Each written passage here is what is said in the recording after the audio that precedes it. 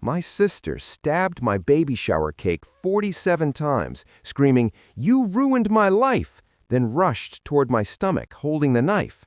My husband defended her, and my own mother grabbed my arms and restrained me. I'm due in 3 weeks, and she has a key to my house. My name is Natalie. I never imagined I'd be writing this from a hotel room while 8 months pregnant, but this is where I am. What matters most is what happened after she lunged at me, because that moment shattered everything I believed about my family. When Vanessa charged at me, the knife still covered in buttercream, I screamed. Of course I did.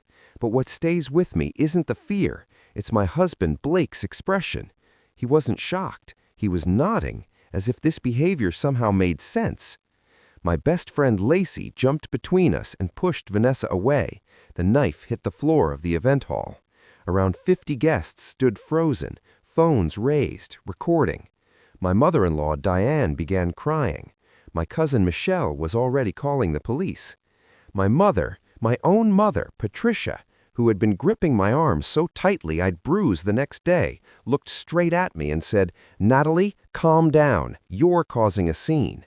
Me, not Vanessa, who had destroyed a $300 cake and attempted to stab her pregnant sister. "Let go of me," I said, my voice trembling. "Mom, let go of me right now." She released me slowly, as if I were the dangerous one. I stumbled back, instinctively placing my hand on my stomach. The baby kicked, likely reacting to my panic. Blake finally moved. He walked over to Vanessa, who was sobbing on the floor, mascara streaking her face, and placed a hand on her shoulder. "It's okay," he said gently. "Just breathe." I stared at him. "What are you doing?" He looked at me with something I'd never seen before. Not anger, but something colder. "She's going through a lot, Nat. You know that." "She just tried to stab me." "She wasn't really going to." "I'm 8 months pregnant, Blake," I said, my voice breaking. "She came at me with a knife, and you're comforting her?" Lacey grabbed my hand. "We're leaving, now." But I couldn't move. I was staring at my mother, now kneeling beside Vanessa, stroking her hair, at Blake, who hadn't asked if I was okay, at my sister, who looked up at me with red-rimmed eyes and something close to satisfaction. "This is what you do," Vanessa said quietly. "You take everything, everything that should have been mine." Sirens sounded in the distance. Someone had called the police. Good. "I don't understand," I said, looking around at the people I thought loved me. "I don't understand what's happening." That's when Blake said the words that replayed in my head for the next 72 hours. "Maybe you should have thought about that before." "Before what?" I wanted to scream, but Lacey was already pulling me toward the door. I let her, because my legs felt like they might collapse. We drove to her apartment in silence, broken only by my uneven breathing. I kept checking my phone, waiting for Blake to call or text, anything. Nothing came. "Did you know something was wrong?" I finally asked, as Lacey made tea. "With Vanessa? With Blake?" She sat across from me, choosing her words carefully. "Vanessa's been off lately. She skipped your appointment last month, and she's been posting strange things online about people who think they're better than everyone else." "She was posting about me?" "I think so. I assumed you'd argued. I never imagined this." I opened social media for the first time in days. Vanessa's latest post, from 3 hours before the shower, read, "Some people smile in your face while stealing everything you've ever wanted, but the truth always comes out. Watch." Her other posts were similar, vague accusations, references to betrayal. One from 2 weeks earlier said, "When your own family chooses someone else over you, that's when you learn who people really are." "Do you know what she means?" Lacey asked gently. I thought back. Vanessa had skipped my gender reveal, claiming work. She'd been distant, short on the phone, but we'd always been close. "No," I said finally. "She's been acting strange, but I thought it was work stress. She's been trying to make partner for years." My phone buzzed. Blake, finally. But the message chilled me. "I'm staying at my brother's tonight. We need space. Don't come home yet." "Don't come home? To the house we bought together 3 years ago?" I called him immediately. He answered after 4 rings. "Why would you tell me not to come home? Your sister is very upset. Your mom is with her at our place, trying to calm her." "There at our house? She needs support. She tried to stab me." "She wasn't actually going to hurt you. She was overwhelmed." "Blake, I'm your wife. I'm carrying your baby. Why aren't you supporting me?" The silence stretched. Then, when he spoke, his voice was tight. "Maybe Vanessa has a point. Maybe we need to talk about some things you've been hiding." Then he hung up. I stared at my phone, trying to understand how my husband, mother, and sister had all turned against me. "He said I've been hiding something, that Vanessa has a point," I told Lacey. "I believe you," she said immediately. That didn't make it make sense, though. "First thing, we change your locks. Your mom has a key." "So does Vanessa," I said quietly, "and Blake." The fear hit fully then. I started shaking. What if I go into labor? What if they try to take the baby? "We're not going to panic," Lacey said, though she looked concerned. "We need facts." I scrolled through my texts with Blake. Nothing unusual. 2 days ago, he'd sent a picture of a onesie with heart emojis, baby names, visit plans. Then Vanessa's thread. 5 days ago, she offered help with the shower. Before that, almost 2 weeks of silence. A month ago, she asked me to lunch. I couldn't. I had a doctor's appointment with Blake. She replied, "Of course he is." At the time, it meant nothing. Now it felt heavy. 2 months ago, she commented bitterly about money. 3 months ago, she called me crying at 2 a.m., asked, "Did you know?" then hung up. "I think this has been building," I said slowly. "I just didn't see it." My phone buzzed again. My mother. "You need to think about what you've done. Your sister told me everything. I'm disgusted." I called her immediately. "What did Vanessa tell you?" "Don't pretend. Blake confirmed it." "What truth?" After a pause, she said coldly, "Your sister has been in love with Blake since college. You knew that, and you married him anyway." The room spun. "She never told me that. She never said anything." "She says she did. She says you always take what she wants." College boyfriend, job, apartment. None of it made sense. "She showed me proof, screenshots. Send them to me." "No, you need to apologize." "To Blake? You stole her life." I told her Blake chose me, that love isn't theft. "Explain Meridian Tech." "I found that job on a board. I didn't know Vanessa interviewed there." That's not how she remembers it. And there it was. Vanessa's version of reality didn't match mine. I demanded they remove her from my house. "She's resting in your guest room," my mother said. "My nursery." "Get her out, or I call the police." "You wouldn't. She tried to stab me while pregnant." After a long pause, she said coldly, "Vanessa's struggled. You've always had it easy. Maybe it's time you faced consequences." Then she hung up. I broke down, not quietly, completely. The baby kicked hard, reacting to my distress. Lacey held me until I could breathe again. "I need proof," I said finally. "And I need Blake, and they need to leave my house." We called Blake's brother, Garrett. Blake wasn't with him. He hadn't spoken to him in a week. Blake had lied. Garrett confirmed Blake never mentioned Vanessa having feelings on him. Afterwards, Lacey fed me, then opened her laptop. "Let's check every claim."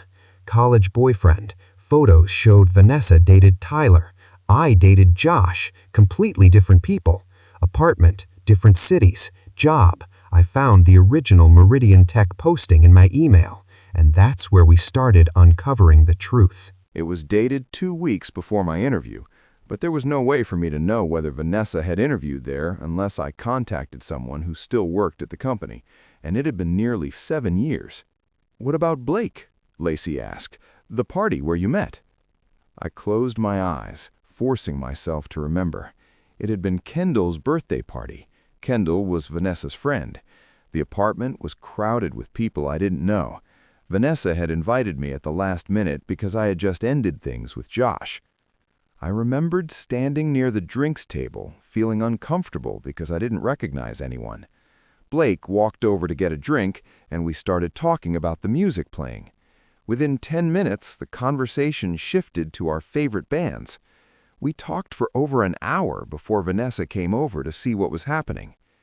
When she saw us, she looked surprised. "Oh, you two met," she said, then introduced us properly. "Natalie, this is Blake. Blake, this is my little sister." I searched my memory for any sign in her voice, any hint she wanted me to stay away from him.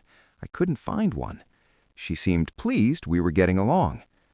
The following week, Blake asked Kendall for my number. We began texting and went on our first date 5 days after the party. When Vanessa asked why I kept smiling at my phone, I told her.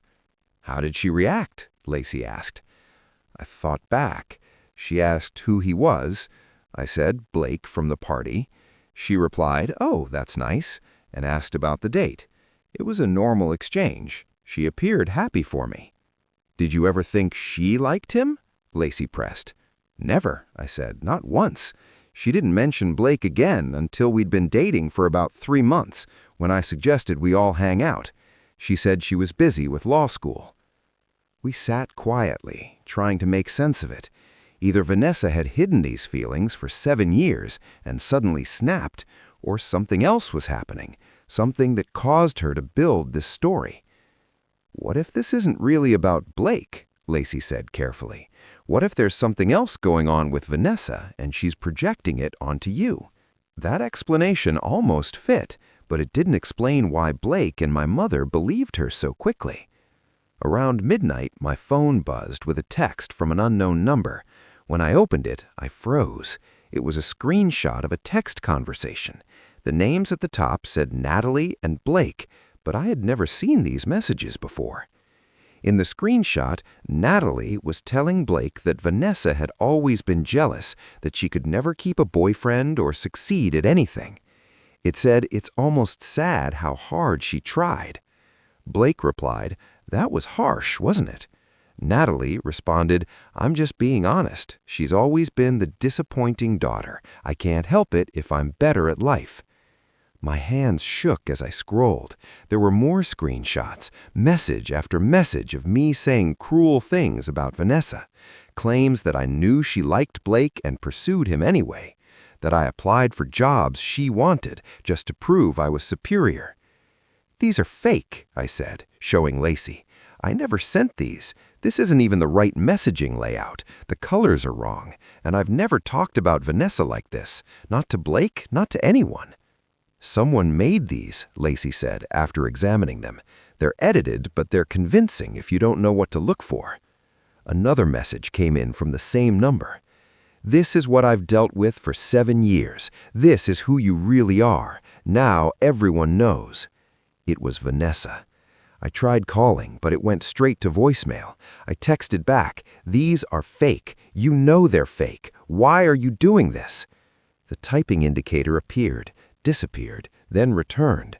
Finally, a message arrived.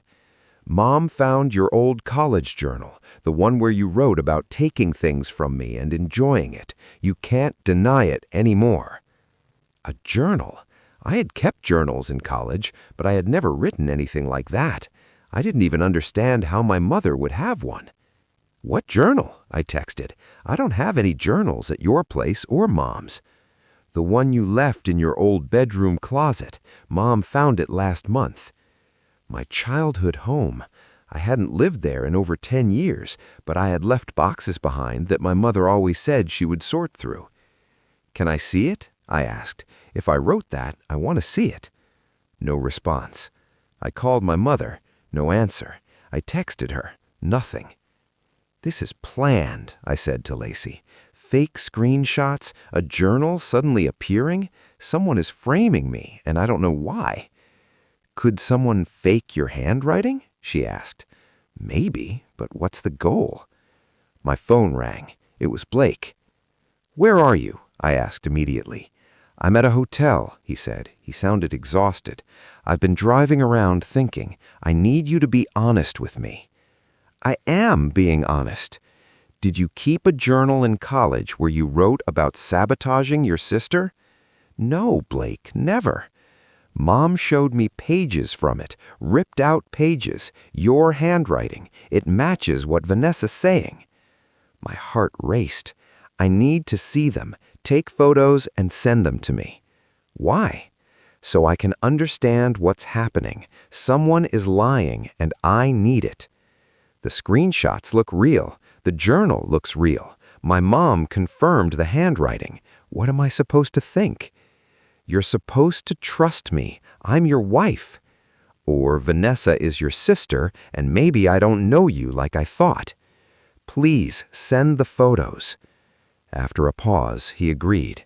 But after you see them, you need to tell me the truth. If this is real, we have serious issues. I need to know if I can trust you with our daughter. The implication made me sick, but I agreed. A minute later, the photos arrived. The first showed a spiral notebook page. The handwriting looked like mine, but the words didn't. Vanessa thinks she's going to ask Blake out at Kendall's party. I saw her practicing. It was pathetic. I'll talk to him first. She's terrible with guys. This will be easy. Another entry said, got the job at Meridian. Vanessa will be furious. I heard she interviewed last week. She probably doesn't even realize I applied too. There were more, all in handwriting that resembled mine, saying things I would never think, let alone write. I stared at the screen. Either someone carefully copied my handwriting, or... What if these are real journal pages? I said slowly, but they're not about what they seem to be. Lacey looked confused. What do you mean? What if I wrote about someone else and someone changed the names? I searched my phone and found an old photo from sophomore year, me and my roommate, Julie.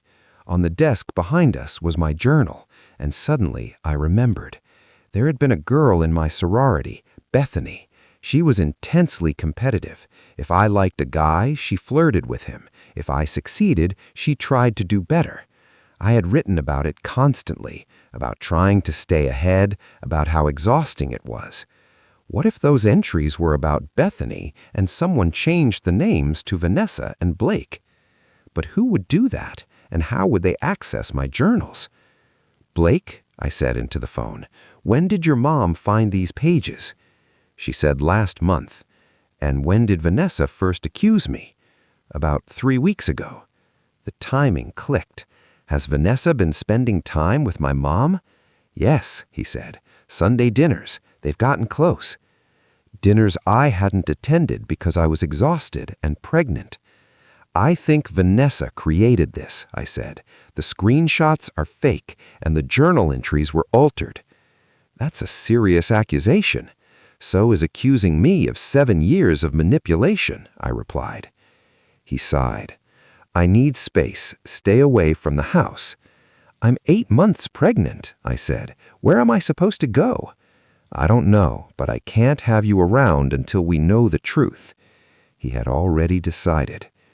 After the call, I said, I need a locksmith tomorrow morning.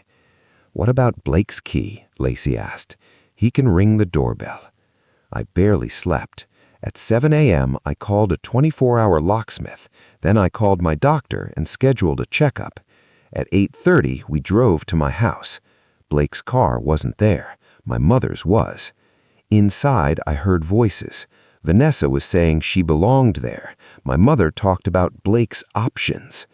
I walked into the kitchen. They both startled. What are you doing here? My mother demanded. I live here, I said. Vanessa stood up, looking exhausted but focused. Did Blake tell you to stay away? He doesn't control my access to my home. He has concerns about your mental health, my mother said. I laughed. Not about the person who attacked a pregnant woman? You're twisting it, Vanessa said. There are witnesses, I replied. You stole my life, she screamed. I didn't steal anything. Blake chose me. She showed me another screenshot, texts about Kendall's party. I opened my real message thread from that time. It didn't match. This is fake, too, I said. You deleted the real ones, she shouted. The locksmith rang the bell. That's the locksmith, I said. I'm changing the locks. You both need to leave. "You can't," my mother said. "I can," I replied, "and I am." As the locksmith worked, they packed silently. Before leaving, Vanessa turned back. "This isn't over," she said. Blake knows the truth now. Everyone understands that you can change the locks, but you cannot undo your actions. After they left, I sat on the couch and cried while the locksmith worked. He acted as if he didn't notice, which I appreciated. When he finished, he handed me 3 new keys.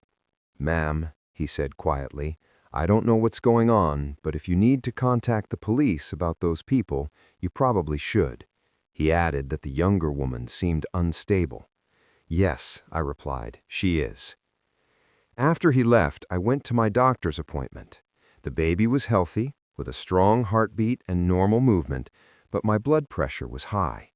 The doctor warned that stress could cause early labor. "Is there any way you can remove yourself from the stressful situation?" she asked. I almost laughed. "Not really. The stressful situation is my entire family." As I was leaving the office, I received a call from an unknown number, different from the one Vanessa had used the day before. "Hello, Natalie. This is Officer Jennifer Martinez from the City Police Department. I'm calling about the incident at your baby shower yesterday. Several witnesses have filed reports, and we'd like to take your statement." Finally, something moved in the right direction. I spent an hour at the police station giving my statement. I showed them the videos people had sent me and explained the fake text messages and the suspicious journal entries. I described how my mother held me while Vanessa approached me with a knife. Officer Martinez listened closely and took notes. "This could qualify as harassment, possibly stalking, and definitely assault," she said. "We'll contact your sister and ask her to come in for questioning. Do you have a restraining order?" "Not yet." "I recommend getting one, especially since she had access to your home and you're about to give birth." When I returned to Lacey's apartment, I found her staring at her laptop, clearly upset. "What's wrong?" I asked. "I've been looking into Vanessa," she said. "Her social media, work history, everything. Natalie, did you know she was fired from her law firm 2 months ago?" I sat down heavily. "No, she never mentioned that. She kept talking about making partner." Lacey explained that a friend of hers worked at the firm. Vanessa had been warned 6 months earlier for performance problems and missed deadlines. When things didn't improve, she was let go. The timing lined up with when Vanessa's behavior toward me changed. "Is she working anywhere now?" I asked. "I can't find proof that she is, but there's more. Someone using her address posted in a landlord-tenant forum about a renter who hasn't paid rent in 3 months. Vanessa was unemployed, possibly facing eviction, and clearly unraveling. Somehow, she decided that all of it was my fault." "There's something else," Lacey added. 4 months ago, someone with a username matching Vanessa's asked on a creative writing forum how to forge someone's handwriting." "She planned this," I said slowly, "for months. It looks that way." I thought through everything. The job loss, money issues, her long-standing fixation on Blake, and the story she built where I was the villain. Because it's easier than admitting her life didn't turn out the way she wanted. If it's my fault, she doesn't have to take responsibility. My phone buzzed. It was Blake. "What is going on? The police just called me." "Good," I said. "Your sister committed assault, and I'm pressing charges." He was stunned. I explained everything Lacey had uncovered. When I finished, he was quiet. "That doesn't prove she made everything up. The screenshots are fake. The journal entries were altered. I can prove it. You believed what she wanted you to see." He hesitated. "She's been so upset. Why would she do this if it wasn't real?" "Because she's breaking down and blaming me." He asked me to drop the charges. I refused. "She tried to stab me and our baby. I need to protect us." That evening, I returned to my house and walked through each room. Everything looked the same, but nothing felt normal. I sat in the nursery and called my dad in Florida. I told him everything. She's always been treated as fragile, and now she needs someone to blame. You protect yourself and your child, and you decide whether Blake is someone who stands by you when things get hard. Later that night, Blake called again. I want to see the evidence, he said. When he arrived, he looked exhausted. Seeing me, 8 months pregnant and drained, changed his expression immediately. I'm sorry, he said. I should have talked to you first. I showed him everything. The real journals, the actual text threads, the metadata, and Lacey's research. He went pale. She made it all up? He said. Yes, I replied, and your mother believes her. He admitted his failure and asked for forgiveness. I told him I didn't know if I could trust him yet. That's fair, he said. He supported pressing charges and agreed to talk to his mother. She didn't believe him. She accused me of manipulation and said she was hiring a lawyer for Vanessa. Over the next few days, more people reached out. Friends, co-workers, even one of Vanessa's former colleagues confirmed her obsession with me. The police moved forward with charges, and a restraining order was issued. My mother cut off contact entirely. Blake moved back home, and we started couples counseling. 2.5 weeks later, I went into labor. My daughter, Claire, was born healthy. My mother and Vanessa were not there, and I didn't miss them. A week later, I received a letter from Vanessa. She confessed to everything and explained how she spiraled after losing her job. She admitted she convinced herself of her own lies and was entering psychiatric care. I read the letter several times and put it away. Months later, Vanessa called to tell me she had completed treatment, was sober, working again, and testifying against herself. I'm trying to change, she said. I hope you succeed. That night, rocking Claire to sleep, I thought about how quickly life can fall apart and how important it is to protect what truly matters. Family isn't always who you're born into. It's who shows up, who believes you, and who chooses you. The new house keys sat in the drawer, 3 copies. Vanessa would never have one again. And sometimes the strongest choice you can make is to close a door, lock it, and build something better on the other side. I looked down at my daughter and whispered, "You're safe, I promise."